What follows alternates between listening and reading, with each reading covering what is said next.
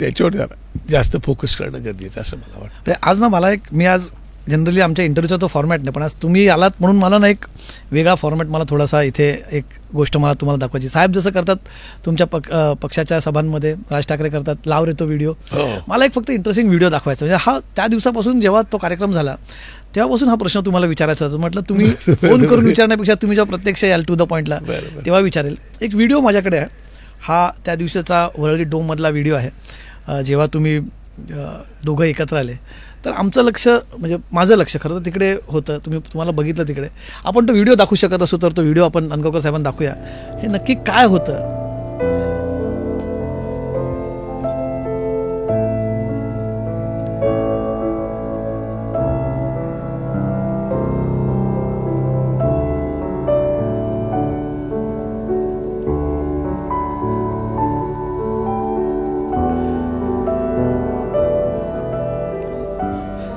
इथे सगळे लोक त्या लगबगीत आहेत आणि तुम्ही फारच जास्त तिथे भाऊक आणि भावनिक. कसं आहे की तो म्हणजे माझा तो अट्टहास होता, बाळासाहेबांना दिलेला तो शब्द होता की मी प्रयत्न करेन, आणि तो भाऊक क्षण होता. त्याच्यामुळे मला थोडंसं मी भावनिक झालो होतो.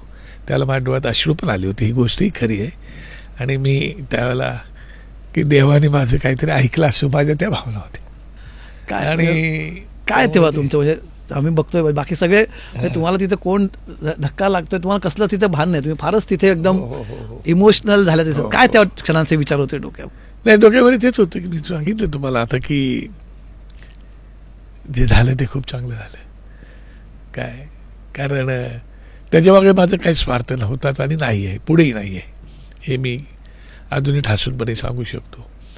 मला वाटतं की दोघं भावंडे एकत्र यायला पाहिजे. राजकारणात काय होईल त्याचा मी विचार नाही करत आहे, परंतु समस्त महाराष्ट्रातल्या जनतेची इच्छा आहे ती पूर्ण आज होताना दिसते असं त्यावेळेला मला ते जाणवलं आणि त्याच्यामुळे थोडं भावूक झालो होतो.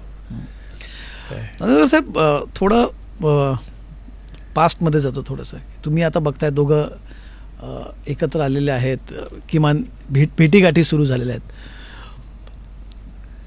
तुम्ही जेव्हा या सगळ्या गोष्टीकडे बघतात तेव्हा काय नक्की चुकलं होतं असं तुम्हाला वाटतं की आज मनाने दोघे, तुम्ही म्हणतात की मनं जुळायला लागली, तुम्ही मागे शब्द वापरलात, का बरं मनं दुरावली होती असं तुम्हाला वाटतं त्या काळात? शेवटी ती बाळासाहेबांची इच्छा होती आणि बाळासाहेबांनी इच्छेप्रमाणे उद्धव साहेबांना केलं. पण ते करताना सुद्धा तुम्हाला आठवत असेल की महाबळेश्वरला आमचं शिबिर होतं आणि त्या शिबिरामध्ये प्रस्ताव राज ठाकरे साहेबांनी मांडला होता आणि त्याच्यामुळे काय तो विषयच येत नव्हता. त्याच्यामुळे आम्ही सगळेच आता साहेब आपले उद्धव साहेब झाले तर ते चांगलंच होतं, पण त्याच्यानंतर मग दोन भावंडांमध्ये मला वाटतं काय झालं ते नेमकं बोलणं उचित नाही, परंतु त्याच्यामुळे थोडंसं त्यांचं मन दुःख झालं असेल आणि त्याच्यामुळे तो दुरावा निर्माण झाला आणि त्या दुराव्यातून नंतर मग दोघे भाऊ बाजूला झाले. पण एक गोष्ट चांगली की प्रेमाने बाजूला झाली, कुठे वादविवाद न करता बाजूला झाली आणि आज कुठे वादविवाद आहे तो बाजूला ठेवून परत एकत्र आले, त्याचा आनंद आहे. तेव्हा मला वाटतं नांदगाव साहेब जेव्हा हे सगळं सुरू होतं महाबळेश्वर नंतर, मला आठवतं बाळासाहेबांनी पण एक दोनदा प्रयत्न करून झाले. मला आठवतं एकदा माझे मनोहर जोशी सोबत होते, त्यांना तिथे दोघांनाही एकत्र घेऊन बाळासाहेब बसले होते.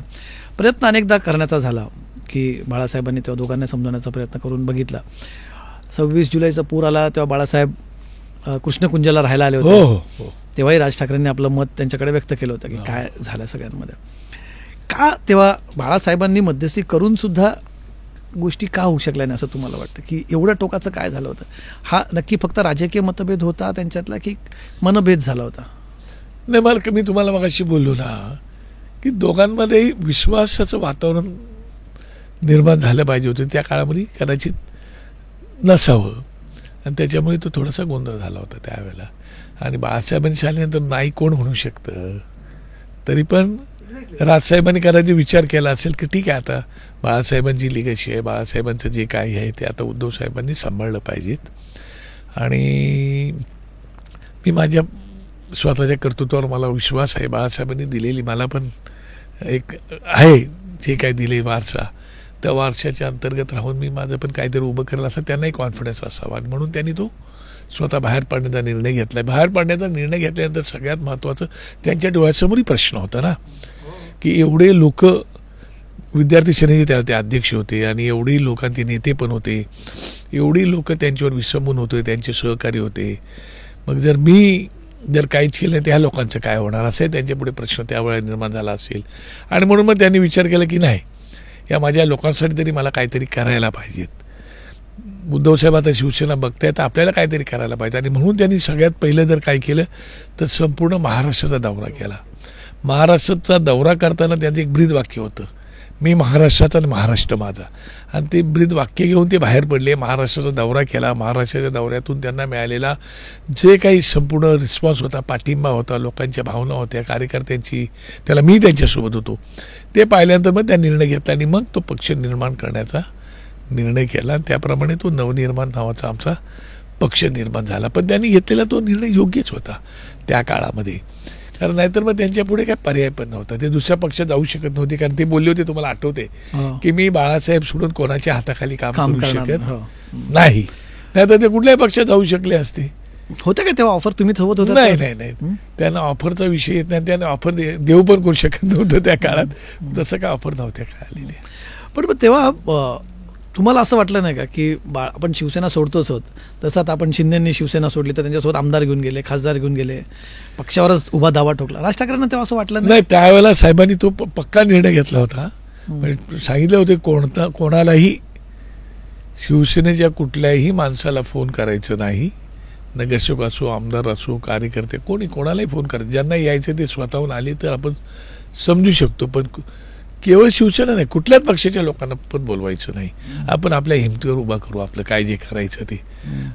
आणि त्यावेळी त्यांनी आम्हाला आजही आठवतं, त्यावेळी त्यांनी एक ज्यावेळेला आमच्या नवीन नेमणुकाचा तेव्हा त्यांनी एक पत्र पण मला दिलं होतं. ते पत्र आता माझ्या गाडीमध्ये आहे. ते पत्र दिलं होतं. त्या पत्रामध्ये त्यांनी त्यांच्या सगळ्या भावना स्पष्टपणे लिहिलेल्या आहेत. शिवाजी पार्कला ते पत्रकार, युअर टाइम स्टार्ट्स नाव वालं पत्र नाही, ते पत्र नव्हतं. त्यांनी आपले पदाधिकारी ज्यावेळेला पदाधिकाऱ्यांसाठी बाळासाहेबांनी पत्र लिहिलं की हा पक्ष मी का काढलाय, कशासाठी काढलाय. तुम्ही जर ते पत्र कदाचित तुम्हाला दिलं मी, तर ते माझ्याजवळ कायम ते पत्र असतं. माझ्या घरी, माझ्या गाडीत कायम पत्र ते माझ्यासोबत असतं. कारण त्या पत्रामध्ये साहेबांनी ज्या त्यांच्या भावना लिहिलेल्या आहेत, त्या भावनांच्या सोबत बऱ्याच गोष्टी अशा आहेत की जी त्या आमच्या पक्षाची उत्तम आचारसंहिता होऊ शकते असे त्या पत्रामध्ये लिहिलेलं. अच्छा. आणि त्याच्यात समारोप करताना त्यांनी 2 गोष्टी सांगितलेल्या आहेत की मी ह्या 2 गोष्टींबाबत तडजोड करणार नाही. हे आम्हाला सगळ्यांना सांगितलं होतं. आणि त्या 2 गोष्टी होत्या की समाजातली तुमची विश्वासार्हता, तुमच्या विश्वासार्हतेला कधी तडा जाऊ देऊ नका. आणि दुसरी गोष्ट होती पक्षशिस्त. पक्षशिस्तीची मी तडजोड करणार नाही. पक्ष आणि त्याची शिस्त, पक्षाची शिस्त पाळलीच पाहिजे. ते तुम्ही ज्यावेळेला पत्र वाचाल त्यावेळेला तुमच्या लक्षात येईल ते. आणि त्याच्यामुळे त्यांनी ते स्वतःला आता त्या बंधनात बांधून घेतलं होतं की नाही, आपल्याला आता उभं करायचंय काहीतरी. आणि म्हणून त्यांनी जगाला हेवा वाटेल असं मला महाराष्ट्र घडवायचं, कारण ते जगामध्ये फिरत होते, त्यांना वाटत होतं. आणि त्यातला काही अंश त्यांनी तुम्ही जर पाहिलं तर नाशिकला करूनही दाखवलं होतं की काहीतरी वेगळं करायचं. त्यासाठी काही सरकारकडून त्यांनी फंड नव्हता घेतला.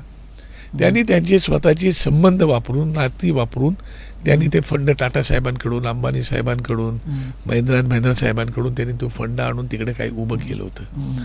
आणि एवढं सगळं उभं केलेलं आज ते ज्याप्रमाणे त्या गोष्टी उभ्या केलेल्या, नेस्तानाबूत झालेल्या, ते पाहिले तर आम्हालाही वाईट वाटते. आणि त्यामुळे शेवटी कसं असतं की एक स्वतःविषयी असणारा आत्मविश्वास, सेल्फ कॉन्फिडन्स ज्याला जो म्हणतात ना, तो राज ठाकरे साहेबांमध्ये कुठून भरलेला आहे. आता एवढे यश अपयश आलं, जय पराजय पाहिले आम्ही, आमची सगळ्याच गोष्टीमध्ये एक प्रकारे आम्ही पिछाड झाली, पण त्यांनी त्याची पर्वा नाही केली. त्यावर परत त्याच मुद्द्याकडे जिथून मी हा प्रश्न सुरुवात केला होता की मग तुम्ही तेव्हा इतर लोकांना अप्रोच केलं नाही, तुम्ही कोणाला फोन केला नाही, पण